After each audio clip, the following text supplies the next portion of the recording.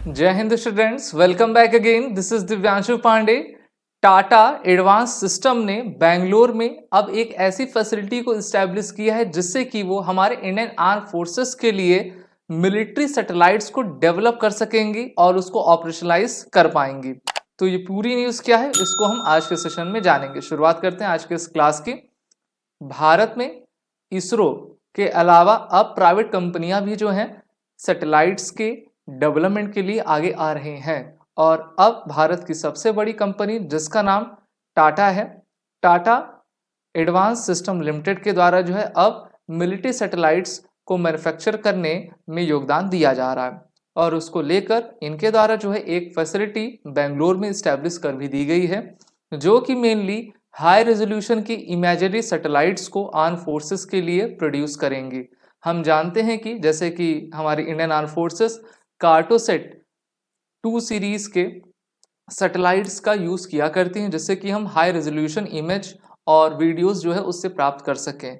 इसी प्रकार से इनकी तादाद को बढ़ाने के लिए अब प्राइवेट कंपनी भी इसमें आगे आ रहे हैं जिसमें सबसे बड़ी कंपनी के रूप में उभर कर आई है टाटा सिस्टम। तो देखिए टाटा के द्वारा जो है सब मीटर रेजोल्यूशन के सैटेलाइट आपके ग्राउंड स्टेशन के लिए बनाए जाएंगे जिससे कि हम सैटेलाइट कंट्रोल और इमेज प्रोसेसिंग कवर कर सकें। मिलिट्री सैटेलाइट्स होते क्या हैं? ये अन्य सैटेलाइट्स से पूरी तरीके से भिन्न होते हैं। इससे हम दुश्मन की निगरानी आसानी से कर सकते हैं और इनके जो कैमरेज होते हैं वो इतने हाई रेजोल्यूशन के होते हैं कि वो बारीक से बारीक चीज़ों को आसानी से पता लगा सकते हैं और अगर किसी प्रकार का ऑपरेशन करना हो तो इनकी सहायता आपकी ली जाती है। तो ये ग्राउंड स्टेशन आपके कैपेबल होंगे कि ये किसी भी मूवमेंट को डायरेक्ट कर पाएंगे, उस पर निगाह बना रख पाएंगे और मिलिट्री इंफ्रास्ट्रक्चर से रिलेटेड जितने भी आपके मिलिट्री टारगेट को एक्वायर करना है उस पर ये अपनी जो है सिग्नल को प्रोवाइड कर सकेंगे।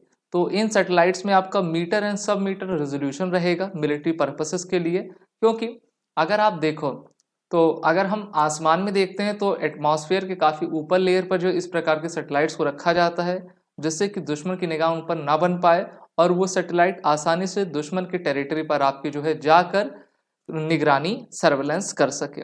अगर हम इसकी बात करें तो टाटा जो है सेटल लॉजिक के साथ जो है इसका निर्माण करेगी जो कि 24 लो अर्थ ऑर्बिट सैटेलाइट्स एनुअली ये इन्होंने बनाने का एक लक्ष्य रखा, यानी कि साल में 24 इस प्रकार की LEO सैटेलाइट्स को बनाया जा सके जिनको लो अर्थ ऑर्बिट में भेजा जाएगा। द फैसिलिटी विच प्रोवाइड सब मीटर रेजोल्यूशन सैटेलाइट। तो ये इन्होंने अपना पूरा खाका तैयार कर लिया है कि किस प्रकार से हमको आगे बढ़ना है और स्पेस इंडस्ट्री में हमको आगे बढ़ते जाना है। हम जानते हैं कि ISRO Indian space research organisation के द्वारा डिफरेंट टाइप्स की सैटेलाइट्स का निर्माण किया जाता है। उनके द्वारा मिलिट्री सैटेलाइट्स भी बनाई जाती हैं, लेकिन हमको चाहिए कि भारत इतना बड़ा देश है जो कि विश्व का 7वां सबसे बड़ा देश है और हमारे दुश्मन भी कम नहीं है। चाहे आप ईस्ट साइड देख लो या फिर वेस्ट साइड देख लो, तो उन पर निगाह बनाए रखने के लिए इस प्रकार के सैटेलाइट्स की आवश्यकता सबसे ज़्यादा होगी।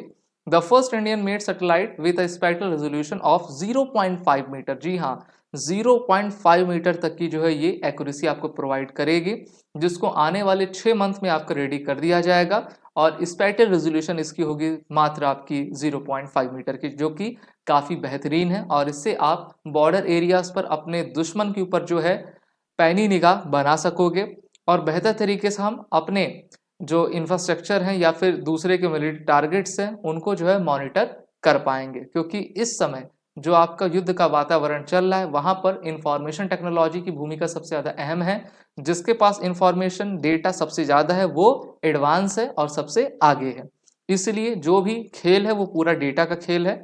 इसमें कहा गया है कि TSL प्लान टू यूटिलाइज इस expertise in system integration electronic software to develop satellites.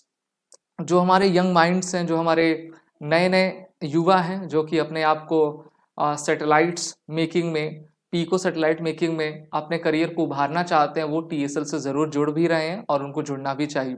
इसके अलावा TSL ने हमारे आर्म फोर्सेस के लिए बहुत सारे काम करके रखे हैं, जैसे कि इनके द्वारा लॉइटरिंग म्यूनिशंस को बनाया गया है, unmanned aerial control centre, artillery system, आपके एरो स्ट्रक्चर्स बनाए गए हैं और अभी ये स्पेन की एयरबस कंपनी के साथ मिलकर जो है C295 के मिलिट्री ट्रांसपोर्ट एयरक्राफ्ट की इन्होंने फैसिलिटी गुजरात के वडोदरा में भी इस्टेब्लिश कर दी है।